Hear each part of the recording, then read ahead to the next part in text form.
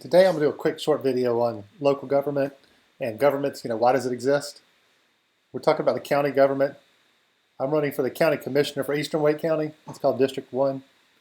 And the county government, they take a few $1 billion from the taxpayer and then they allocate it to certain efforts. And so we believe that county government exists because it helps us organize. It helps us take all that money, put it together, and plan where to spend it.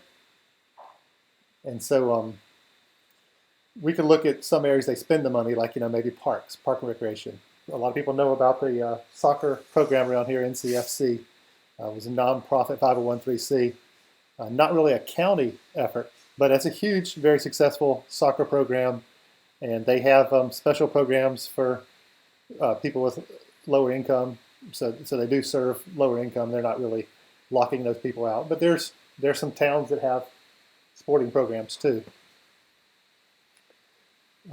Another thing we could look at is maybe the factory. So here's another private concern that people take and spend money and they participate in sports. So as far as athletics, the county, that's one place they can play. And in the past, they definitely were needed to organize. But nowadays, with the strength of the economy, there's a lot of competition from private businesses and really servicing that same need.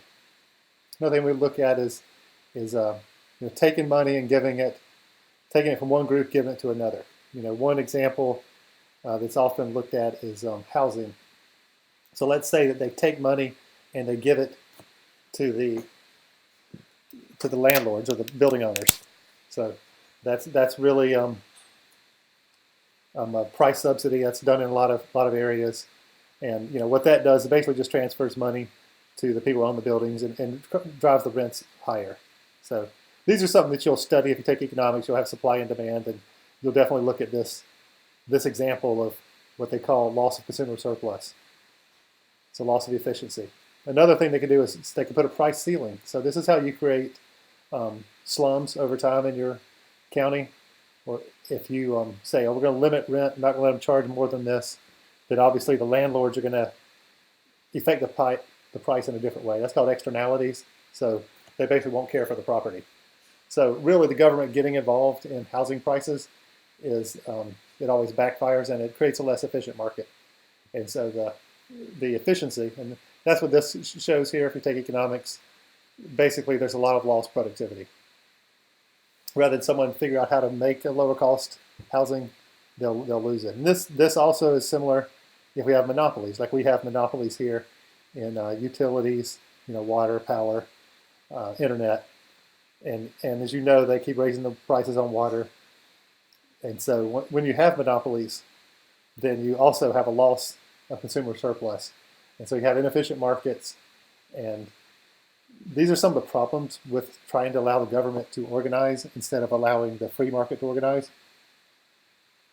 And one of the big questions is, do we need the county to take the couple $1 billion and spend it, or can we spend it ourselves?